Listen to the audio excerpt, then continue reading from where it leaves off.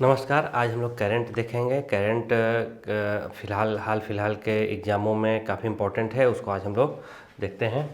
तो सबसे पहले राजस्थान देखेंगे कि कितने राज्यों में फिलहाल चुनाव हुए और किस पार्टी ने वहाँ पर अपनी सरकार बनाई। तो सबसे पहले राजस्थान विधानसभा को देखेंगे, वहाँ पर कितनी सीट है? 200 है। राजस्थान विधानसभा की सीट कितनी है? 200 है, जिसमें से बीजेपी को 115 और कांग्रेस को 69 सीट प्राप्त हुए। मुख्यमंत्री बने हैं भजन लाल शर्मा। अशोक गहलोत पहले वहाँ के मुख्यमंत्री हुआ करते थे, उनके बाद कांग्रेस की सरकार थी वहाँ, उसके बाद फिर बीजेपी की सरकार बनी और भजन लाल शर्मा वहाँ के मुख्यमंत्री बने हैं। इनको शपथ दिलाई कलराज मिश्रा ने। हालांकि ये नहीं पूछेगा कि किसने शपथ दिलाई, लेकिन ये पूछ सकता है कि राजस्थान के राज्यपाल कौन है। तो राजस्थान के राज्यपाल हैं कलराज मिश्र। मध्य प्रदेश विधानसभा की सीट कितनी है? 230।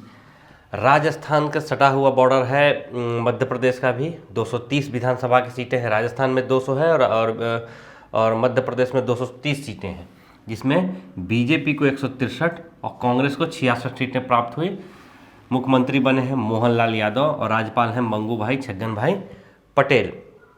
इससे पहले भी वहाँ बीजेपी की सरकार थी, बीजेपी का ही मुख्यमंत्री थे। इस बार भी बीजेपी के ही मुख्यमंत्री हैं, लेकिन मुख्यमंत्री बदल गए हैं, क्योंकि पहले शिवराज चौहान थे, इस बार बनाए गए हैं मोहन यादव। राज्यपाल कौन है? मंगू भाई छगन भाई पटेल। छत्तीसगढ़ विधानसभा की सीट है 90। बीजेपी को मिला है 54 और कांग्रेस को मिला है 35। मुख्यमंत्री कौन है वहाँ के? विष्णुदेव सहाय। झारखंड के देखा जाए तो पहली बार कोई आदिवासी को वहाँ का मुख्यमंत्री बनाया गया है, जो प्रॉपर आदिवासी हो। इससे पहले कांग्रेस की सरकार थी और इस बार कांग्रेस वहाँ पर हार गई है। और राज्यपाल कौन है वहाँ के? विश्वभूषण हरिश्चंद्र वहाँ के राज्यपाल हैं। तेलंगाना विधानसभा की सीट में टोटल सीट है 129, कांग्रेस को प्राप्त हुआ है 64 और भारत राष्ट्र समिति BRS को प्राप्त हुआ है 39। जब से तेलंगाना बना, यानी कि 2 जून 2014 से तेलंगाना में BRS की ही सरकार हमेशा बनती आई है। पहली बार BRS वहाँ हारा है और मुख्यमंत्री बने हैं रेवंत रेड्डी, कांग्रेस के हैं रेवंत रेड्डी। राज्यपाल हैं टी सुंदरराजन कहाँ के हैं? तेलंगाना के राज्यपाल हैं टी सुंदरराजन, महिला हैं। मिजोरम विधानसभा की सीट है 40। जोरम पीपुल मूवमेंट JPM 27 और मिजो नेशनल फ्रंट के 10। मुख्यमंत्री बने हैं लाल दुहोमा और राज्यपाल हैं हरिबाबू कम्भम भाई पटेल। तो एक बात को जाना है कि यहाँ ये कम पूछता है कि किस पार्टी ने कितनी सीट प्राप्त की, लेकिन वहाँ के मुख्यमंत्रियों को पूछेगा, क्योंकि अभी हाल फिलहाल में बदले हैं। और एक बात और समझ लेना है कि पूर्वोत्तर में 7 राज्य हैं। 7 राज्य में मिजोरम की सीट 40 है और ये मिजोरम की 40 है और असम की 124 सीट है। बाकी जो राज्य 5 बच गए, पाँचों की विधानसभा की सीट 60 है। तो एक बार मान लीजिए कभी किसी का पूछ दे, नागालैंड का पूछ दे या और कहीं का पूछे, तो याद रखना है 60। केवल मिजोरम 40 है और असम 124 है। बाकी वो पूर्वोत्तर के जो 5 राज्य हैं उनकी सीट विधानसभा की 60 है। उसके बाद है गुजरात का पारंपरिक गरबा नृत्य को यूनेस्को की अमूर्त सांस्कृतिक विरासत सूची में शामिल किया गया है। यह भारत की 15वीं अमूर्त सांस्कृतिक विरासत है। यूनेस्को जो है सो पूरे दुनिया में वैसे पारंपरिक त्यौहार जिनको काफ़ी लोग मनाते हैं, उस राज्य का खासियत है, उसको विश्व विरासत सूची में, जैसे भवनों को रखा जाता है विश्व विरासत सूची में, उसी तरह से इसे रखा जाता है पारंपरिक सांस्कृतिक विरासत सूची में। तो इससे पहले कलकत्ता का पश्चिम बंगाल के दुर्गा पूजा को दिया गया था, इस बार दिया गया है गरबा नृत्य, जो कि गुजरात का काफ़ी है, डांडिया काफ़ी फेमस है वहाँ का। 2021 में कोलकाता की दुर्गा पूजा को शामिल किया गया था।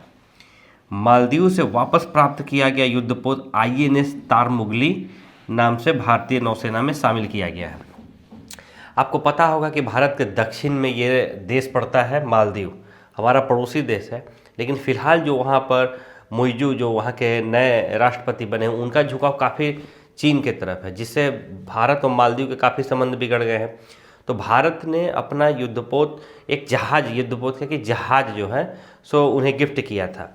अब नई जो सरकार बनी उसने मना कर दिया कि हम नहीं रखेंगे, आप इसे ले जा सकते हैं। तो तारमुगली नाम से दोबारा इसे भारतीय नौसेना में शामिल किया गया है। और यह युद्धपोत 2 देशों के साथ साथ 3 नाम से शामिल रहा है। एक भारत में शामिल रहा है, एक मालदीव में, 2 देश हो गए और 3 नाम से। अभी एक नाम हो गया तारमुगली, इससे पहले INS तिलचांग था जो कि भारत में था, और हुरावी नाम से ये मालदीव को, मतलब मालदीव ने अपने यहाँ शामिल किया था।